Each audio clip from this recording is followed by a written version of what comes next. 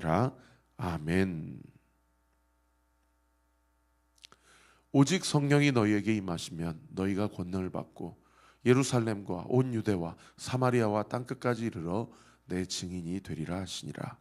사도행전 1장 8절 말씀. 아멘. 우리 같이 한번 암송해 볼까요? 시작. 오직 성령이 너희에게 임하시면 너희가 권능을 받고 예루살렘과 온 유대와 사마리아와 땅끝까지 이르러 내 증인이 되리라 하시니라. 사도행전 1장 8절 말씀. 아멘. 자, 오늘부터서는 이제 누가복음 19장을 살펴보게 됩니다. 19장 첫 구절에는 한 인물이 등장하는 것을 볼 수가 있는데 삭개오가 등장합니다. 어제 본문에 예수님께서 여리고성 근처로 가까이 가셨을 때에 한 바디메오라는 맹인을 만났다. 그리고 그가 여리고성 안으로 들어가는 예수님에 대해서 다윗의 자손 예수여, 나를 불쌍히 여겨주십시오. 나를 긍휼히 여겨주십시오. 그 맹인을 데려오라. 내가 너에게 어떻게 해주기를 원하느냐? 주여, 내가 보기를 원합니다. 내 믿음대로 될지어다 하고 여리고성 안으로 들어가시기 전에 한 맹인의 눈을 띄워주셨다는 것을 알 수가 있고, 이것은 선지자 이사야가 메시아가 오면 그가 맹인의 눈을 띄워주실 것이다 라는 말씀과 약속을 성취한 사건이었죠. 그리고 여리고성 안으로 들어갔어요. 그랬더니 한 사람을 만났는데 그 사람이 삭개오인 겁니다. 여러분, 여리고성은 큰 도시입니다. 그런데 여리고성에 수많은 인파가 예수님이 들어오신다는 소식을 듣고, 그죠? 나중에 여리고성을 지나서 예루살렘의 십자가에 달려 돌아가시기 위하여 입성하셨을 때 수많은 인파들이 종려나무 가지를 들고 흔들며 다윗의 자손 예수여 어서 오시옵소서 하지 않습니까? 아마 여리고성도 많은 인파들이 정치적 메시아라는 기대감을 가지고 예수님을 환영했는지 모르겠어요. 아마 그랬을 겁니다. 그런데 그런 정치적 메시아나 그런 마술쇼를 보여주고 자기의 어떠한 자기중심적인 기도 제목을 관철시키고 응답해 주실 그 메시아를 기대했던 사람들에 대해서는 예수님이 별로 기대가 없으세요.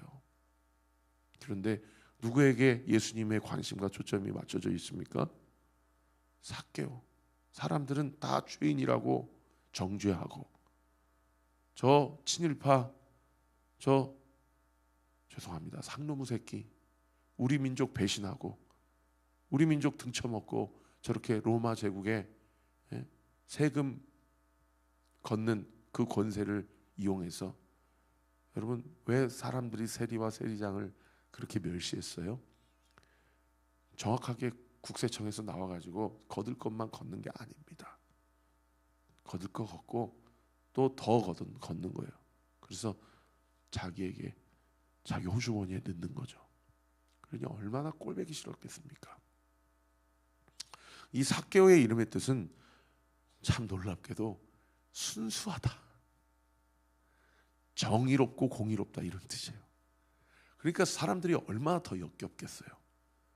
지 이름의 뜻은 순전하고 순수하고 정의로운, 부모님이 그렇게 살라고 그렇게 이름을 지어줬는데 그 사람의 인생의 평생의 사람들의 평가와 평판은 무엇입니까?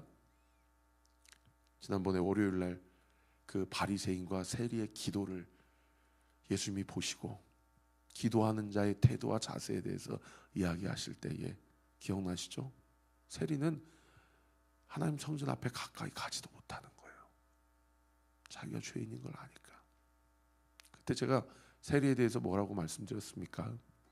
그 한 드라마의 그 친일파 이미지를 한번 생각해 보시며, 그렇게 약삭 빠르고 욕심과 탐욕으로 점철되어 있는 인생, 자기중심적이며 비열하고 신의라고는 눈꼽만큼도 찾아볼 수 없는 그 비겁한 인생, 그 욕심 많은 인생이 바로 그 당시 세리의 이미지거든요. 그런데 오늘 본문 2절 하반절에 보세요.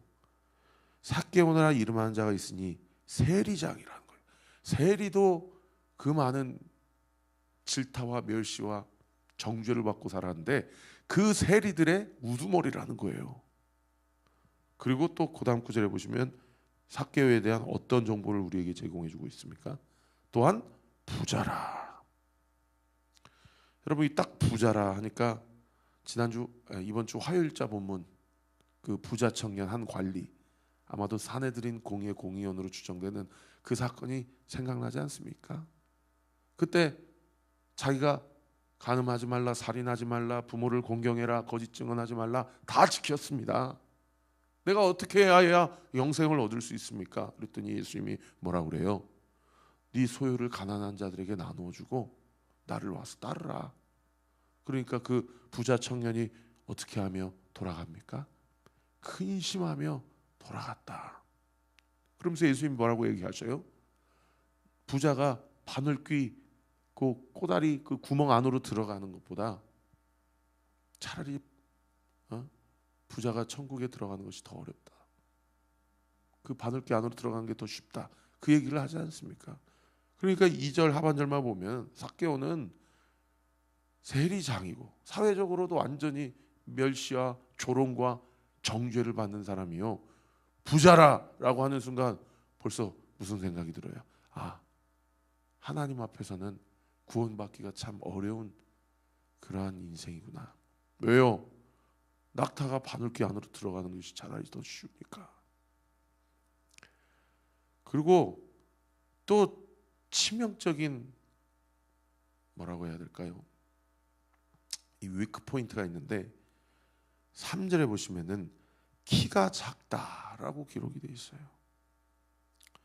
여러분, 키가 작다는 얘기는 무슨 얘기입니까? 요즘에도 키 작으면 어디 가서 어깨 이렇게 피를 쑥 피기가 어렵잖아요. 키가 작다는 얘기는 사람들이 얼마나 깔봤다는 얘기예요. 그죠? 그런데 수많은 인파가 와가지고 예수님을 여러 가지 내 새끼 귀신 좀 쫓아줬으면 좋겠다. 우리 어머니 이 질병 좀 고쳐줬으면 좋겠다. 저분이 우리 민족을 드디어 로마의 압제하에서 독립시키시고 제2의 다윗이 되실 분이다. 여러 가지 기대감을 가지고 예수님을 환영하는 그 사람 가운데 키가 작으니까 여러분, 예수님을 볼 수 있습니까? 없습니까? 이렇게 가도 못 가고 저렇게 가도 못 보고, 그리고 또 주변에 있는 이 세리장 이 삭개오 절로 가, 여기가 어디라고 여기 끼는 거야?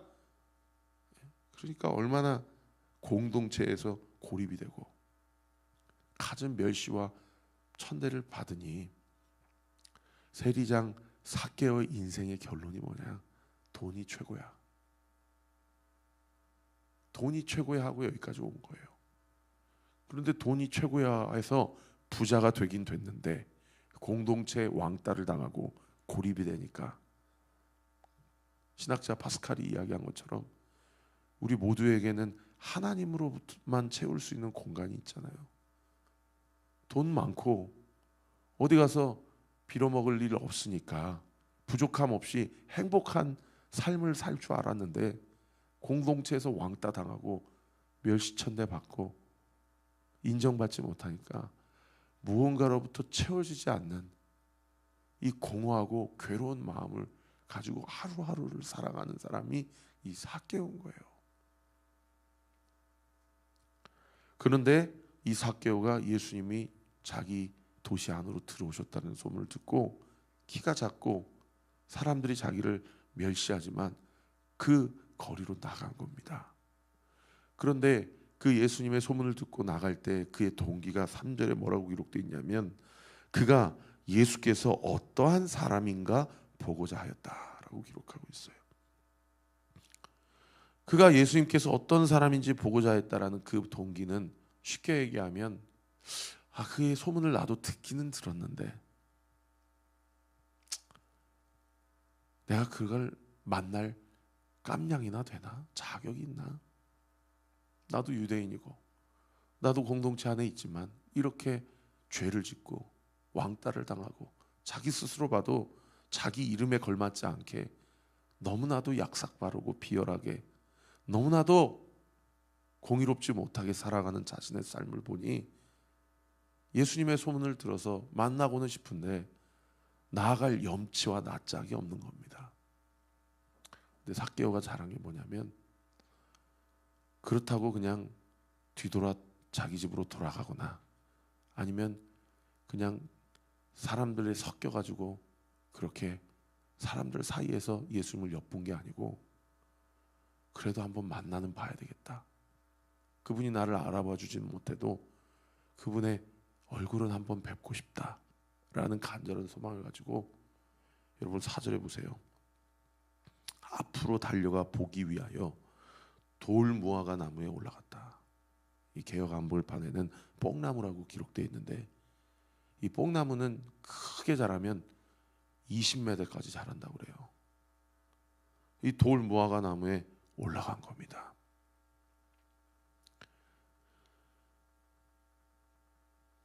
이 돌 무화과 나무에 올라가서 예수님을 본 거예요. 여러분 이 삭개오가 돌 무화과 나무에 올라갔다는 얘기는 예수님 앞에 나올 때에 자기 자존심 다 내려놓고 나왔다는 얘기예요. 사람들이 나에 대해서 어떻게 생각하든 그리고 내가 내 삶을 볼 때도 내가 과연 하나님 앞에 나아갈 수 있을까? 어떤 분들은 사실은 사람들의 인식과 평판 그것 때문에 주님 앞에 못 나가는 용기가 없는 그런 분들도 있어요. 근데 그거를 뚫고 지나가도 결국에 결정적인 단계에서 주님 앞에 못 나가는 우리 안에 여러 가지 이유 중 하나가 뭐냐면 자기 스스로가 자기를 용납하지 못하는 거예요. 그러니까 그 마지막 관문을 뚫지 못하는 거예요. 너무 자존심이 세기도 하고 너무 자기 의가 충만해서 이상하죠? 신기하지 않습니까? 자기 스스로 봐도 자기가 의를 찾아볼 수 없는데도 그 상황 가운데서도 자기 의를 찾고 자존심 못 내려놓고 그 마지막 관문을 뚫지 못하는 겁니다. 근데 삭개오는 그거 뚫고 가는 겁니다. 그분이 내 이름을 불러주실지 아니 내 이름은 아시기나 아실지 아니 내 존재를 알고는 계실지 몰라도 상관없어. 그냥 지나가도 상관없어. 그분을 잠깐 배울 수만 있다면 내가 내 자존심 얼마든지 내려놓을 수 있어. 그리고 그 원숭이도 원숭이 마냥 그렇게 나무 위로 올라가서 예수님을 보는 겁니다. 그런데 세상에 5절에 보세요. 예수님께서 그곳에 이르사 쳐다보시고 이르시되 삭개오야 속히 내려오라. 내가 오늘 내 집에 유하여야 하겠다.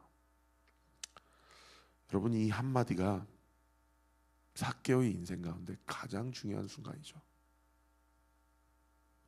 예수님을 믿는 사람들을 잡아 죽이려고 하는 다메섹으로 올라가는 사울에게 예수님이 나타나시죠. 사울아 사울아 네가 어찌하여 나를 핍박하느냐. 뽕나무 위에 올라간 삭개오에 대해서 예수님이 말씀하시는 거예요. 삭개오야 속히 내려와라. 내가 오늘 너희 집에 유하여야 하겠다. 일단 내 이름을 아신다라는 것 자체에 아마 큰 충격을 받았을 거예요. 그죠? 요한복음 1장에 빌립이 나다나엘에게 전도할 때 나다나엘이 나사렛에서 무슨 선한 게 나올 수 있겠냐. 이 빌립이 뭐라고 얘기합니까? 나다나엘에게 Come and see. 와보라. 네가 한번 와서 직접 눈으로 확인해 봐라. 그런데 그 다음 구절에 나다나엘이 예수님께 나간 게 아니고 예수님이 나다나엘에게 찾아오세요. 여러분 예수님이 오늘도 우리에게 찾아오십니다. 삭개오가 뽕나무에 올라가서 감히 예수님 앞에 나아가지 못하고 예수님의 얼굴이나 좀 뵀으면 좋겠다 라고 그렇게 생각하고 자존심 내려놓고 나무 위에 올라갔을 때에 예수님이 삭개오에게 찾아오셔서 거기서 내려오라고, 내가 너희 집에 들어가겠다고. 우리는요 우리가 주님 찾아서 주님 맺게 된 줄 알아요. 여러분 우리가 예수님을 믿는 믿음까지도 예수님이 나에게 찾아오셨기 때문에 주님이 우리에게 주신 은혜요 선물임을 믿으시기를 예수님의 이름으로 축원합니다. 나다나엘에게 예수님이 찾아오시니까 뭐라고 얘기해요? 나다나엘이, 예수님이 나다나엘에게 이는 참으로 이스라엘 사람이다. 그 속에 간사한 게 없다. 어찌하여 저를 아시나요? 네가 무화과 나무 아래 있을 때부터 나는 너를 보았노라. 둘 사이의 관계에 어떤 에피소드가 있는지 여러 가지 추측을 낳게 하는 본문이죠. 그런데 나다나엘은 그 말씀을 하시는 순간 예수님을 뭐라고 고백합니까? 당신은 하나님의 아들이시오. 당신은 이스라엘의 왕이십니다. 신앙 고백이 나오죠. 내가 너희 집에 유하여야 하겠다 라고 하니 누구도 우리 집에 온 적이 없고 오고 싶어 하지도 않는데 우리 예수님이 내 이름을 아실 뿐만 아니라 심지어 우리 집에 오시면 예수님도 왕따 당하실 수 있는데, 예수님도 죄인이라고 정죄받으실 수 있는데 우리 집에 오시겠다는 거예요. 그러니까 6절 말씀에 뭐라고 기록되어 있어요? 급히 내려와 즐거워하여 영접하였다. 여기 즐거워하다라는 단어가 여러분 아까 파스칼이 이야기한 예수님으로만 채울 수 있는 공간에 예수님이 임재하시고 좌정하여 진정으로 비로소 느낄 수 있는 영적인 충만한 만족의 상태를 이야기해요. 여러분 돈이 많다고 해서 이 공간이 채워지는 게 아닙니다. 좋은 대학 가고 좋은 직장 취직한다고 해서 이 영적인 임재 처소가 만족이 되는 게 아니에요. 예수님이 내 마음 가운데, 내가 오늘 너의 마음 가운데 찾아가서 너의 마음의 한복판에 유하여야 하겠다. 그 예수님의 말씀을 어서 오시옵소서 주님 하고 그 주님이 내 마음 가운데 찾아오셔서 내 마음의 왕으로 임재하시고 좌정하실 때에 비로소 채워질 수 있는 그 마음임을 믿으시기를 우리 구주 예수 그리스도 이름으로 축원합니다. 오늘도 우리는 기도해야 돼요. 주님, 내 마음의 집에 찾아와 주세요. 내가 주님과 먹고 함께 마시면서 주님의 임재 가운데 거하기를 원합니다. 주님과 얼굴과 얼굴을 맞대고 너 왜 그렇게 이름은 순전하다, 순수하다, 정의롭다 그렇게 이름 지어놔 놓고 너 왜 이렇게 이루고 살았어? 주님이 그 교제의 시간에 그런 말씀 안 하시고 영천아 석히 내려와. 내가 오늘 네 마음에 임하기를 원한다. 너 그동안 얼마나 힘들었니? 너 얼마나 그동안 여러 가지 자격지심과 자기연민과 자기의 정죄와 판단과 세상의 왕따로 얼마나 삶이 고되고 어려웠니? 내가 오늘 네 인생의 주인이 되어주기를 원한다. 주님과 얼굴과 얼굴을 맞대고 그렇게 주님과 교제하는 거예요. 함께 주님의 살과 피를 먹고 마시는 겁니다. 우리의 인생의 모든 허물과 죄악이 예수님의 살과 피로, 그분의 살과 피를 먹고 마심으로 말미암아 주님이 나를 거룩하게 하시고 주님이 나의 인생을 당신의 처소로 삼아주시고 주님이 임재하시는 그 주님의 은혜와 임재 가운데 주님의 생각이 나의 생각이 되고 주님의 언어가 나의 언어가 되고 주님의 꿈과 비전이 나의 꿈과 비전이 되는 그 하나님 나라의 새로운 출발, 그 새로운 삶, 여러분 이미 온리교회에서 우리가 함께 말씀을 먹고 마시며 함께 기도하고 공동체를 이루어가는 이 모든 여정 가운데 우리가 고민하고 신음하는 그 문제가 하나도 해결이 되어 있지 않는 상태 가운데 여전히 놓여져 있다 하더라도 이미 하나님의 나라는 시작되었고 이미 하나님의 능력과 통치와 주권은 우리의 삶과 우리의 가정과 이 교회와 이 나라와 이 민족 위에 시작되었음을 믿으시기를 우리 구주 예수 그리스도 이름으로 축원합니다. 그럴 때요 막 기쁜 거예요. 날마다 막 기쁜 거예요. 기쁘고 우리 안에 간증이 터져나오고 우리 안에 사랑이 흘러나오는 그런 삶을 살아가는 거예요. 그러한 나의 삶을 통해서 우리 자녀들이 바뀌고 우리 가족과 남편과 아내가 바뀌고 내가 만나는 모든 사람들에게 그 사랑이 흘러가는 겁니다. 그러니까 7절에 사람들이 뭐라고 얘기해요? 수군거려서 저가 죄인의 집에 유하여로 들어갔다. 여러분, 복음에 미친 사람들은 세상 사람들이 감당할 수가 없기 때문에 너 왜 그래? 뭐 잘못 먹었어?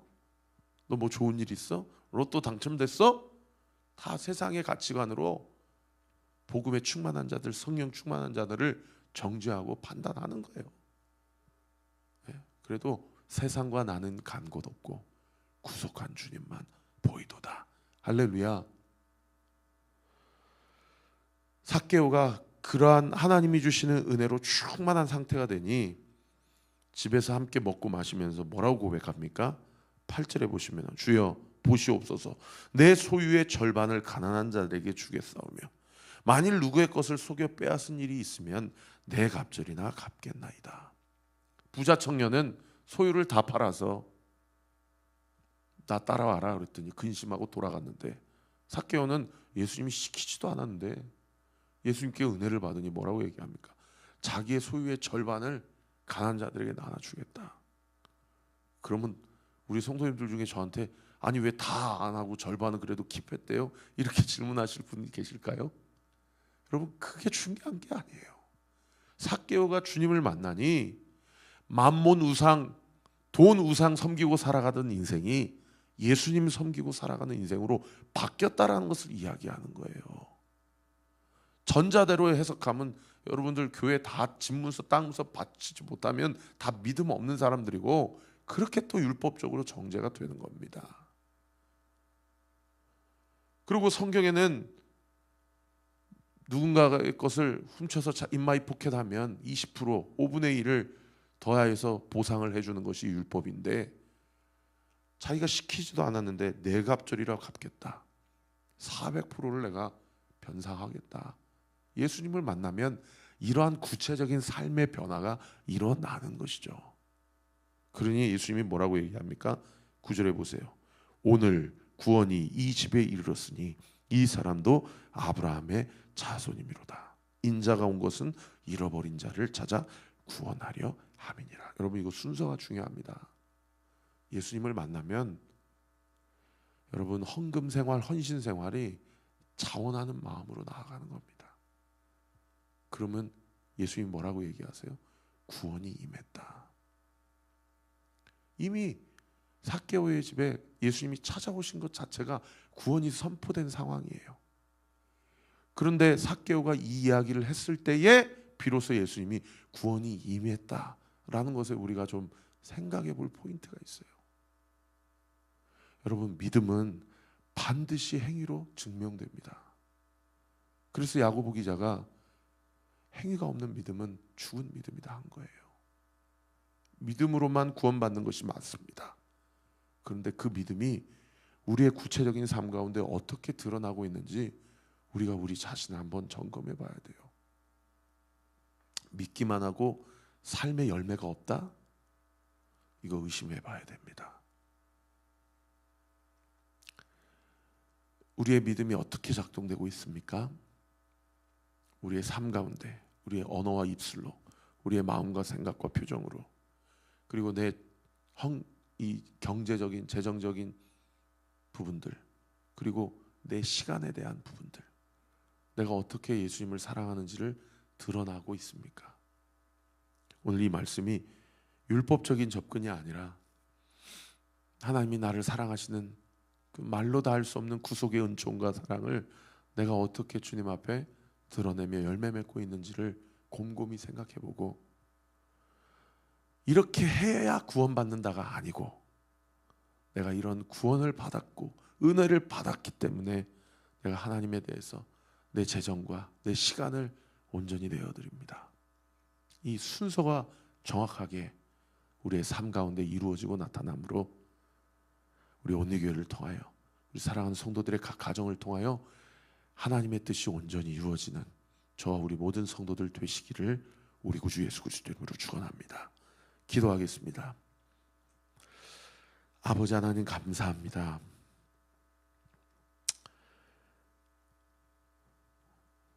아버지 하나님, 그 수많은 인파 중에서 삭개오 그 한 사람을 콕 집어서 당신의 제자요, 당신의 백성이요, 우리 주님의 자녀로 삼으신 예수님, 오늘도 나를 콕 집으셔서 온리교회로 불러주시고 속히 내려와라. 내가 오늘 너의 마음 가운데 유하여야 하겠다. 아버지, 이 주님의 말씀과 음성, 이것이 우리의 인생의 만족이 되게 해주십시오. 예수님 아니고서는 나를 만족시킬 수 없는 것은 아무것도 없음을 우리가 믿고 듣고 알고 깨닫고 고백하고 인정하는 은혜가 있게 하여 주옵소서. 오늘 나에게 주신 그 은혜로 나의 소유를 들어 가난한 자들을 섬기고 교회를 섬기고 주님의 나를 섬김으로 나를 통하여 하나님의 뜻이 온전히 이루어질 수 있도록 주께서 우리의 삶 가운데 온전히 역사하시고 은혜 베풀어 주옵소서. 오늘 이 새벽에 주님 앞에 간구하는 모든 기도가 응답되게 하여 주옵소서. 예수 그리스도 이름으로 기도합니다. 아멘. 지금은 우리 구주 예수 그리스도의 은혜와 하나님의 사랑과 성령 하나님의 위로 교통 충만하심이 오늘 주신 말씀을 붙잡고 오늘 이 하루도 이번 한 주도 주와 함께 동행하여 한 걸음 한 걸음을 내딛기로 결단하는 우리 사랑하는 온리교회 모든 성도들 머리머리 위에 지금으로부터 영원토록 함께 하시기를 간절히 축원하옵나이다. 아멘.